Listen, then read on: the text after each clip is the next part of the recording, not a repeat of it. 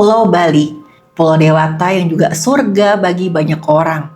Tapi pada akhir Februari tahun 2026 kemarin ini, ada warga yang menemukan sesuatu yang seharusnya cuma ada di film-film horor. Mereka menemukan bagian tubuh manusia yang terdampar di pinggir pantai Ketewel. Dan kabar ini bukan sekedar berita kriminal biasa. Karena ternyata di balik penemuan ini ada video memilukan yang sudah beredar luas. Seorang pemuda, wajahnya sudah penuh luka, memohon-mohon dengan suara gemetar. Dia bilang, "Tolong saya, mereka sudah menyakiti saya, dan saya gak punya banyak waktu." Nama pemuda itu Igor Komarov, putra pengusaha besar asal Ukraina. Dia diambil paksa dengan skenario yang sangat-sangat rapi, dan pelakunya menuntut tebusan sebesar 10 juta dolar Amerika. Kenapa kasus ini dianggap sebagai salah satu investigasi paling rumit tahun ini? Tonton video ini sampai selesai untuk kita ungkap kebenarannya.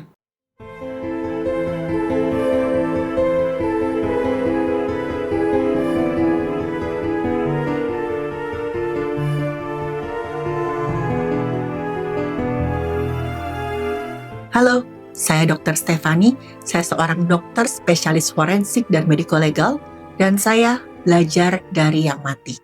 Pertengahan bulan Februari tahun 2026 bisa dibilang hidupnya Igor Komarov dan pacarnya Yeva Mishalova sedang bahagia-bahagianya. Mereka lagi liburan ke Bali untuk merayakan hari Valentine. Yeva ini adalah seorang fashion influencer dengan ratusan ribu pengikut di akun Instagramnya.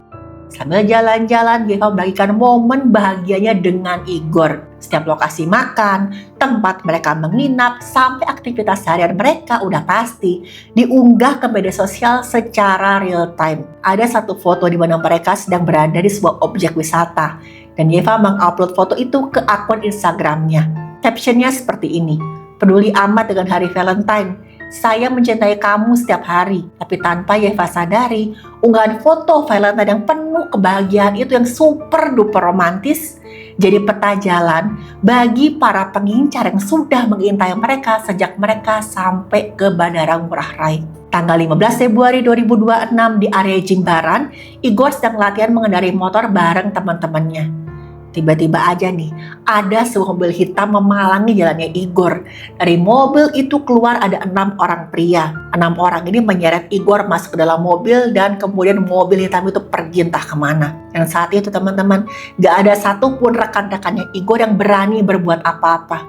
Karena mereka melihat nih, orang-orang yang bawa Igor itu udah jelas bukan orang sembarangan. Gerakannya terlatih, cepat. Dan mereka itu nggak mencari target secara random atau acak. Udah jelas mereka mencari Igor, mereka mengincar Igor. Karena mereka mungkin tahu persis siapa ayahnya Igor dan juga berapa nilai jiwanya Igor. Pihak berwenang setempat segera dihubungi, penyelidikan dilakukan, tapi ternyata pelaku ini memang bukan orang sembarangan. Mereka adalah sekumpulan orang yang sudah sangat-sangat profesional. Bahkan bisa dibilang punya pelatihan khusus. Mereka punya paspor ganda, beberapa malah punya kewarganegaraan yang lebih dari satu. Beberapa hari setelah Igor menghilang, muncullah sebuah video yang beredar luas. Ada permintaan tebusan yang masuk ke pihak keluarga. Dan jumlahnya bukan main fantastis banget. Mereka minta uang sebesar 10 juta dolar Amerika. Kalau dirupiahkan, 168 miliar rupiah. Para pelaku juga mengirimkan bukti kalau Igor tuh saat itu masih hidup. Di video itu kelihatan Igor disekap dalam sebuah ruangan, wajah sudah penuh memar dan Igor minta tolong sama orang tuanya. Dia bilang seperti ini, "Ayah, Ibu, saya mohon tolong saya. Keluarga kita sudah mengambil 10 juta dolar Amerika milik mereka. Tolong segera kembalikan." Dan Igor kelihatan sangat putus asa, bahkan udah benar-benar putus harapan. Dia bilang beberapa bagian tubuhnya sudah hilang sebagai pengingat agar keluarganya segera membayar tebusan. Apa yang para pelaku lakukan di sini menunjukkan kalau memang mereka tuh gak ingin melepaskan Igor dalam keadaan masih bernapas. Dan puncaknya waktu Igor bilang dengan sangat putus asa, "Apapun yang tersisa dari jasad saya, tolong segera bawa pulang." Tekanan mental ini gak cuma dirasakan keluarga, tapi juga pihak berwenang setempat. Mereka harus berpacu dengan waktu. Tapi akhir Februari 2026, semua harapan itu hancur. Warga di sekitar pantai Ketewel dan juga Sungai Wos menemukan nih, ada materi biologis manusia dalam keadaan terpisah-pisah di beberapa titik. Seakan-akan memang sengaja disebar. Pihak yang berwenang segera melakukan olah TKP, potongan-potongan itu dibawa ke bagian forensik untuk diperiksa. Secara medis teman-teman, air laut bisa mempercepat kerusakan jaringan lunak. Tapi ingat, masih ada tulang dan gigi yang akan tetap utuh. Tulang dan gigi ini menyimpan data yang luar biasa. Pihak yang berwenang menemukan sebuah elemen gigi di bagian geraham yang akhirnya jadi kunci untuk identifikasi. Gigi manusia itu punya bagian namanya enamel, bagian yang paling keras dari tubuh manusia. Bagian ini melindungi pulpa gigi, yang mana di pulpa gigi itu ada DNA yang bisa diambil. Tim kemudian mengambil sampel DNA dari ibu Igor di Ukraina melalui bantuan dari Interpol.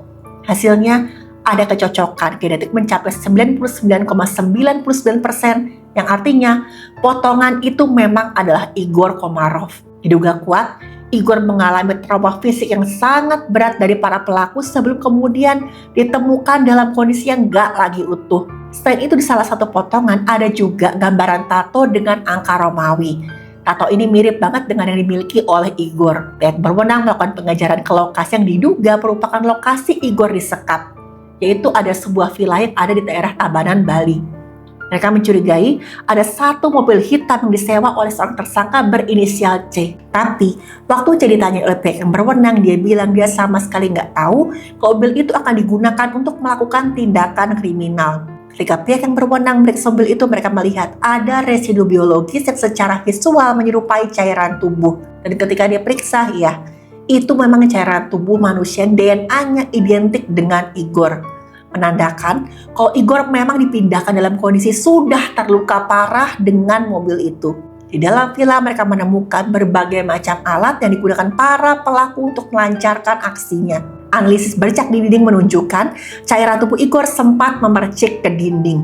Pihak yang berwenang berhasil menangkap para pelaku dan benar pelakunya bukan orang sembarangan. Identifikasi pihak yang berwenang mengarah pada 6 warga negara asing yang punya latar belakang pelatihan khusus. Total sejauh ini ada 6 orang tersangka yang berhasil diamankan oleh pihak yang berwenang.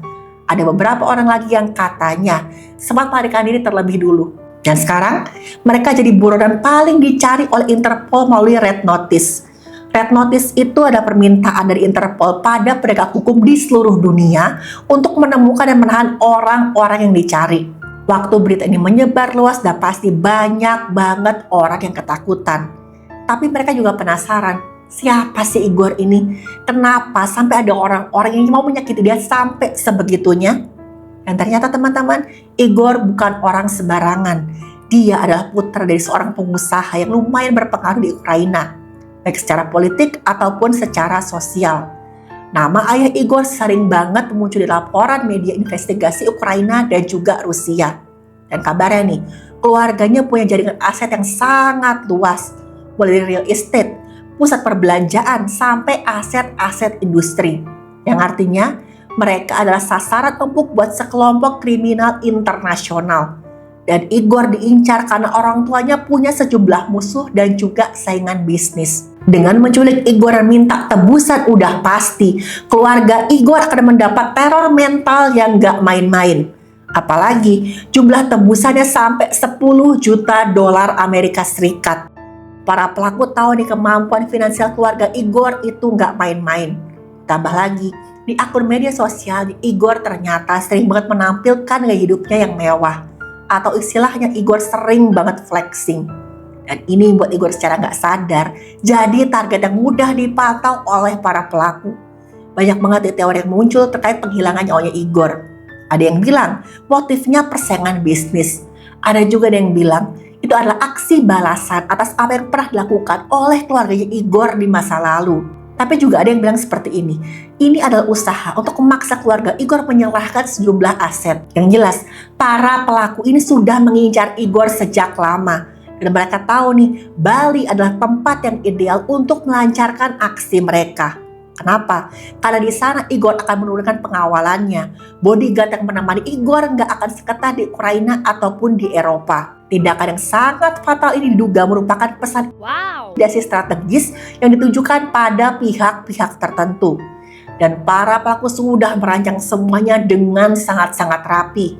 mereka manfaatkan jaringan komunikasi yang nggak terdeteksi selama melancarkan aksi mereka. Bisa dibilang ya teman-teman, kalau Igor terperangkap dalam jaringan yang sangat mengerikan, di mana setiap unggahan media sosialnya, baik dari Igor ataupun Yeva, digunakan untuk menghitung rute dan juga untuk menyusun rencana. Dan Yeva dikabarkan sekarang itu sedang mengalami trauma yang sangat serius, karena Yeva melihat sendiri ketika Igor diambil oleh para pelaku.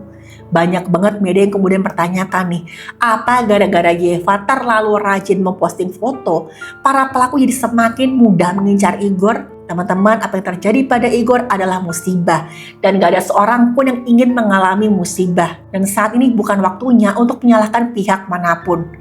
Seperti keluarga Igor, Yeva juga ingin kasus ini segera selesai dan Igor bisa mendapatkan keadilan. Kasus ini jadi pengingat yang sangat-sangat pahit. Kalau kejahatan bisa terjadi kapan aja, di mana aja, gak kenal waktu, gak kenal tempat, bahkan di tempat yang paling indah sekalipun, bahkan ketika kita sedang bahagia sekalipun, kejahatan masih bisa terjadi. Mari teman-teman, kita sama-sama doakan semoga Igor Komarov diberikan ketenangan dan keluarga ditinggalkan diberikan kekuatan. Teman-teman, meskipun Igor sudah berpulang, tapi setiap sel DNA-nya tetap bicara untuk menuntut keadilan. Insiden ini juga menjadi pelajaran buat kita semua tentang pentingnya berhati-hati di dunia digital. Jangan sampai nih, unggahan bahagia kita menjadi bumerang, jadi undangan bagi mereka yang berniat jahat. Sekali lagi kita doakan semoga keluarga ditinggalkan mendapatkan ketabahan dan korban bisa segera mendapatkan keadilan. Sampai ketemu di video berikutnya, tetap waspada.